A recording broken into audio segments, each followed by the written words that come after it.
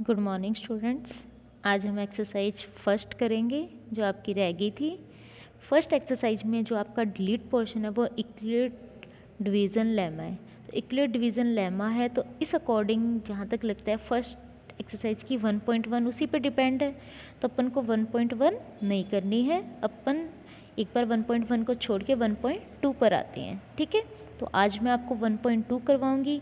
जो आपका चैप्टर है वो रियल नंबर्स है, तो आपको इसमें नंबर सिस्टम के बारे में पता होना चाहिए, जो मैं नंबर सिस्टम आपको 9th तक आपको पढ़ाया है। ठीक है, और अब इस क्वेश्चन में अपना फर्स्ट क्वेश्चन जो है वो क्या कह रहा है, express each number as product of its prime factor. Prime factor का मतलब प्राइम नंबर्स में उसका जो फैक्टर हो उसको आगे अपने डिस्ट्रीब्यूट ना कर सके। तो 140 के आपको प्राइम फैक्टर निकालने हैं। ये सिस्टम वैसे मैंने आपको सिखाया है, इससे आप निकाल सकते हो।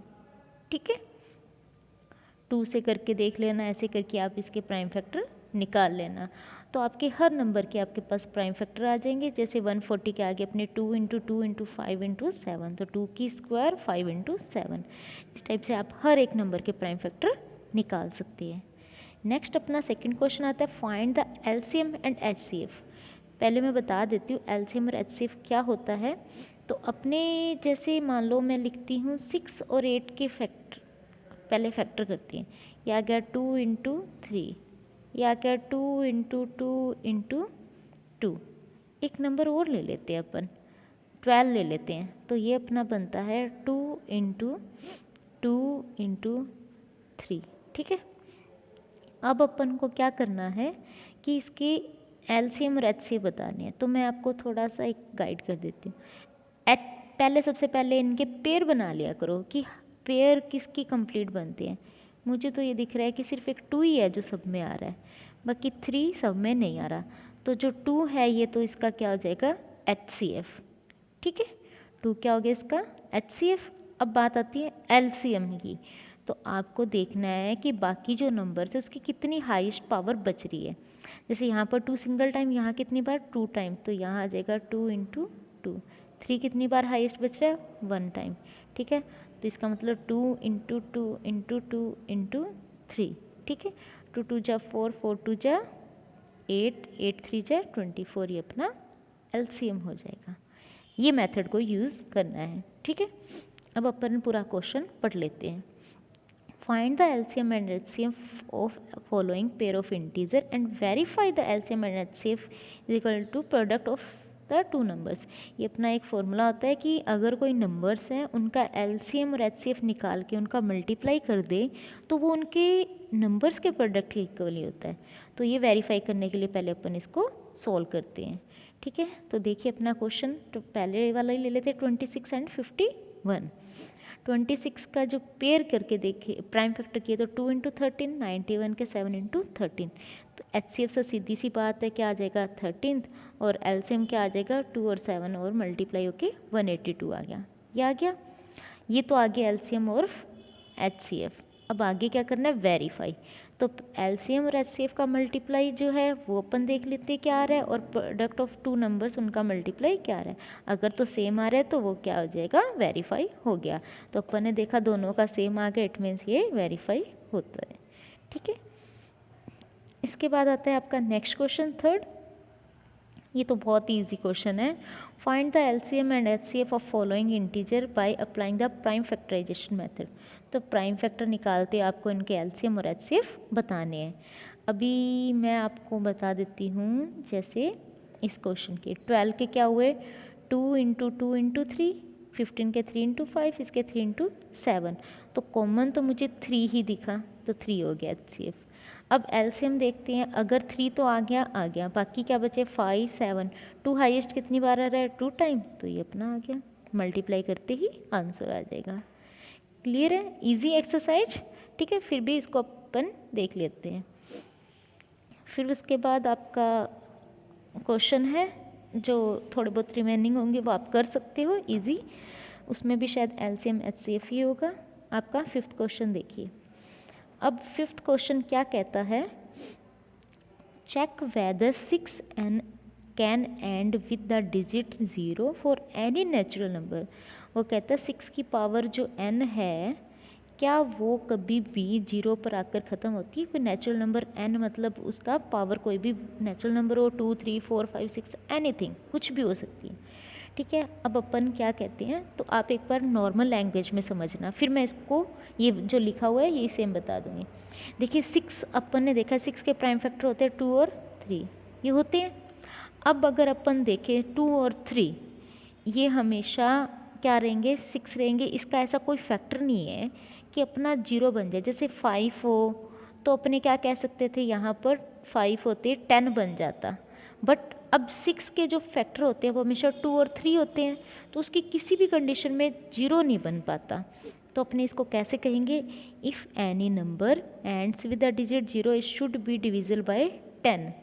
ठीक है, जीरो होगा तो वो 10 से तो डिवाइडेड होना ही चाहिए। आपने देखा है 10 की टेबल में 10 20 30 सारे ही आते हैं, तो should be divisible bye 10। In other words it will also be divisible bye 2 and 5। ठीक है, मैंने कहा था ना 5 और 2 होने चाहिए, तो उसका फैक्टर क्या होने चाहिए, 2 और 5 होने चाहिए। अब 6 के प्राइम फैक्टर बनते हैं 2 और 3 बनते हैं। It can be observed that 5 is not in the prime factorisation of 6 n, hence for any value of n 6 n will not be divisible by 5। हो ही नहीं सकता। अगर यहाँ 5 आ जाता ना तो अपन कह सकते थे कि हो सकता है, अब इस कंडीशन में नहीं हो सकता। तो therefore 6n can not end with the digit O for any natural number n। ठीक है, क्लियर है। आप इसको एक बार लिख के और पढ़ के देखना, फिर आपको अच्छे से क्लियर हो जाएगा। आपका नेक्स्ट क्वेश्चन जो है 6 क्वेश्चन क्या कह रहा है, इसको भी मैं एक ईजी लैंग्वेज में बता दूंगी आपको, फिर इसको मैं ये जो लिखा है ये बता दूंगी। वो कह रहा है explain why 7 into 11 plus 13 7 into 11 into 13 plus 13 और 7 6 5 4 3 इंटू 2 ये प्लस 5 आर कंपोजिट। पहले आपको पता होना चाहिए कंपोजिट नंबर कौन से होते हैं। जो नंबर खुद से, 1 से और अदर किसी नंबर से डिवाइडेड होते हैं वो कहलाते हैं कंपोजिट नंबर।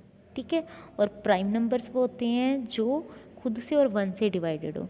अब अपने को बताना है कि ये कंपोजिट नंबर कैसे हुए। देखिए अब अपन पहले इसकी बात करते हैं। ठीक है, अगर मैं इसमें 13 कॉमन लूँ तो मेरे पास बचता है 7 इंटू 11 इंटू 1 प्लस 1। ये चीज़ बची क्योंकि 13 क्या आ गया, कॉमन आ गया। क्लियर है। अब मैं देखूँ ये क्या, ये नंबर एक कंपोजिट है या नहीं है। मैं डिवाइड करके देख रही हूँ तो मैंने देखा कि ये नंबर क्या है, एक तो खुद से भी डिवाइड हो रहा है, एक 1 से भी हो रहा है और एक 13 से भी हो रहा है। ठीक है, हो रहा है, तो इसका मतलब उसके अंदर क्या है, उसके मतलब वो कंपोजिट नंबर बन रहा है। सेम इसमें भी बन रहा है। 5 कॉमन लूँ अगर मैं, यहाँ 5 है, यहाँ 5 है, कॉमन लेते ही खुद से भी डिवाइड हो रहा है, 1 से भी और 5 से भी हो रहा है, तो अपने क्या कह सकते हैं कि ये कंपोजिट होगा। थोड़ा मैं आपको डिटेल में बता देती हूँ। देखिए numbers are of 2 type, prime and composite, वो मैंने बता दिए कौन से प्राइम होते हैं और कौन से कंपोजिट होते हैं। It can be observed that 7 11 13 13, इसने इसको क्या किया, सोल्व किया, तो अपने पास बना 13 into 13 into 6। The given expression has 6 and 13 as its factor then 1 and number itself, it is a composite number. ठीक है, तो अब फिर उसने नेक्स्ट जो पार्ट था उसको भी यही किया कि वो खुद से भी हो रहा है और उसको सोल्व जब किया तो उसके फैक्टर्स कुछ बने 6 एंड 13, तो उससे भी हो रहा है, मतलब सॉरी 5 और 109। तो अब देखिए 109 के और तो फैक्टर हुए नहीं, तो उसको जब सोल्व किया तो वो 5 और 109 और 1 तीनों से हो रहा है, तो इसका मतलब ये कंपोजिट हो गया। ठीक है, ये थोड़ी सी वैसे लैंग्वेज है, मैंने जो बताई थी वो आपकी बिल्कुल ईजी लैंग्वेज थी। एक आप इसका लास्ट क्वेश्चन है, ये भी आपने 8 तक पढ़ा है, वही सेम चीज़ है।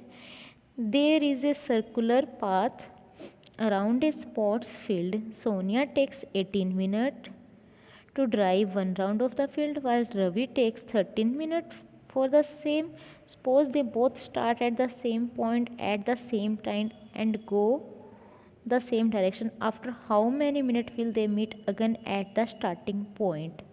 ठीक है, अब अपने को ये देखना है कि जल्दी से जल्दी वो वहाँ पर कब पहुँचेंगे, मिनिमम टाइम आपको बताना है। जब ये मिनिमम टाइम अपने को देखना होता है तो अपने हमेशा एलसीएम निकालते हैं। तो बिना देखे आपको 18 और 12 का क्या करना है, एलसीएम निकालना है, वो आपका आंसर होगा। That's it. ठीक है, आप इस एक्सरसाइज को करना। अगर कोई क्वेरी हो, कोई इशू हो तो मुझसे पूछ लेना। Thank you.